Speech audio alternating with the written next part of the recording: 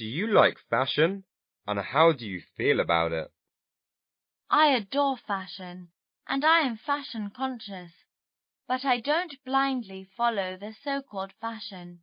In other words, I am a kind of fashionista, but I am not a fashion victim. I think those ones which fit me most are the best. I really liked the bit about being fashion conscious. I really liked the bit about blindly following fashion. I really liked the fashionista, and I also liked the fashion victim. Those are all some good phrases to be using. Just in our last sentence here, I think those ones which fit me most are the best. Why does the ones refer to? Because if it refers to fashion, fashion is an uncountable noun. So I think fashion is not something that you can put on. Fashion doesn't mean clothes that you can wear. Fashion is more of a concept. So fashion doesn't actually fit people. Maybe a certain style can fit you, but not fashion. So I'm not sure what the ones refers to. And then here, fit me most. The word we want to use with fit is best. So whatever fits me best, not most. Do you think fashion is only accessible to the rich? No way. As I said before, those ones which fit me most are the best. In terms of clothes, fashion is all about adding your own flavor, your own attitude to the clothes you are wearing. It doesn't mean that the clothes must be designer clothes and super expensive. Well, how about an example of something fashionable you bought that fit you really well? That would be nice. How do you like those expensive big brands? I get a kick out of big brands. I don't think there is anyone can resist the temptation from those international top brands. They are trendy, they are hip, and they are in. They are not a flash in the pan, but something that will never fade. Well, I might not agree with what she's saying, but you're not judged on your ideas, but you're judged on how well you can express them. But just one thing here where she says, I don't think there's anyone can resist the temptation. What's missing from that is the relative pronoun who. I don't think there's anyone who can resist the temptation. Can you name some of the international famous brands? Sure, Burberry, LV, Dior, Tiffany & Co., Cartier, Versace, Gucci, Fendi, Valentino, D&G. Wow, I want to be buried in these shining brands. What was that? The people who wrote this book actually put this question in there asking you to list the names of some brands. There are no IELTS questions like that. They're never going to ask you to list brands. And also the question, can you name some of the international famous brands? In the question, they get the adjective order wrong. It should be famous international brands. You'll never be asked anything like this. This requires way too much specific knowledge. Do you like shopping? Definitely. I am a born shopping freak and always have impulse buying uncontrollably. Unlike boys who think that window shopping is a waste of time and energy, I think even window shopping can make my day like magic. I don't want to repeat myself, but please give reasons to your answers. Otherwise, the examiner is just going to ask you why throughout your part one. Because these answers are too short. So exemplify, give reasons, give examples. I mean, the language in this answer is not bad, but it's just really short.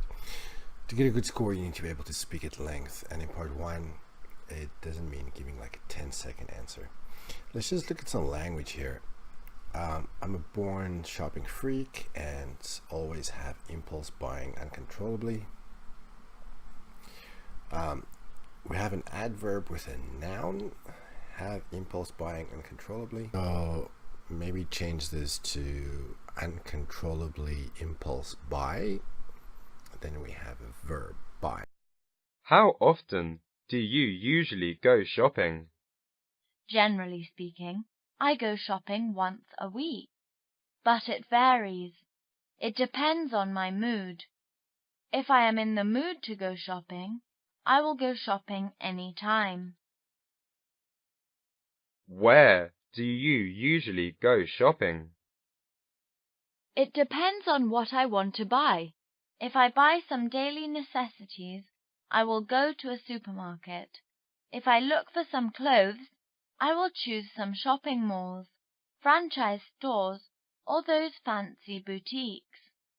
If I have a fairly tight budget, I might consider shopping online. Taobao is my favorite. There are millions of eye-dazzling products.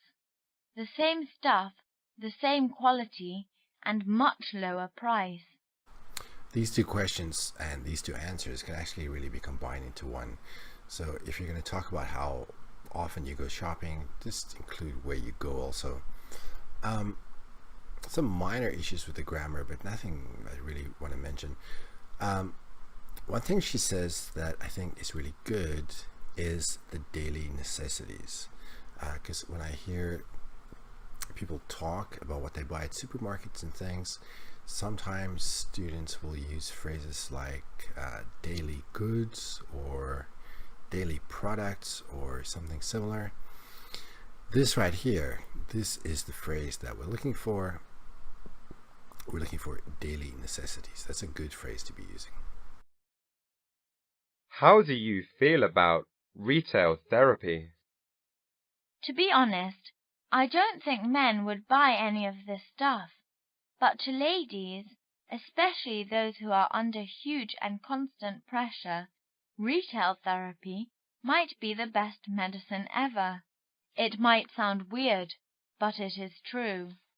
Well, she uses the "to be honest" correctly. But just to nitpick a little bit, after that she says, I don't think men would buy any of this stuff. Well, what does the "this" refer to? Because the question just talks about retail therapy. They don't mention any specific goods. So if you're going to be saying this stuff, what are you referring to? It's a minor point, but still. Who do you think love to go shopping more, ladies or gentlemen? Why?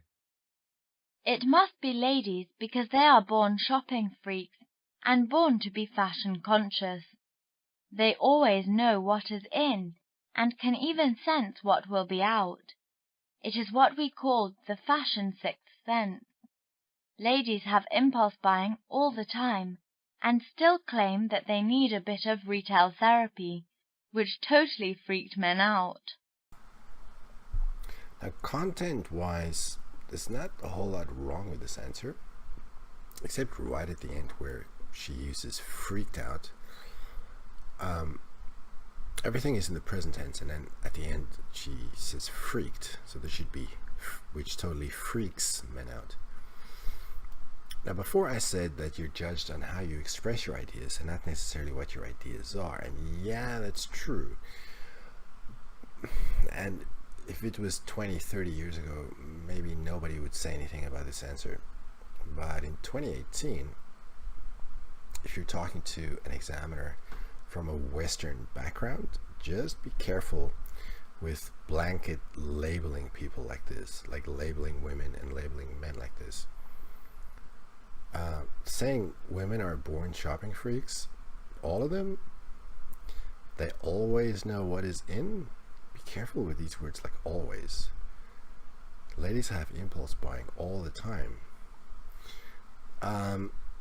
Men are freaked out by this.